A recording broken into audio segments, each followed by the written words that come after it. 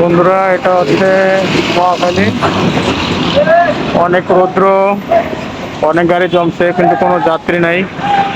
চারিদিকে দেখেন প্রচুর রোদ, অনেক রোদ।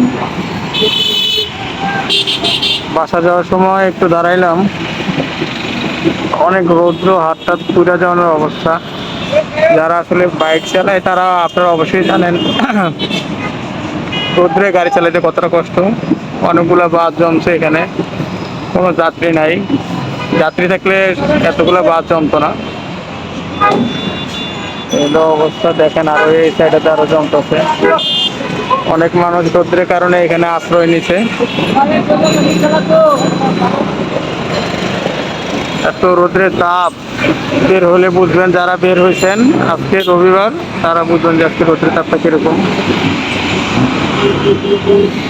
এক কাকায় দেখেন কপালে হাত দিয়ে রাখছে রোদ্রের জন্য, অনেক রৌদ্র। পানিটা ফালাইলে পানিটা শুকা জায়গা। পুলিশ ভাই একটা দেখেন পানি নিয়ে করতেছে।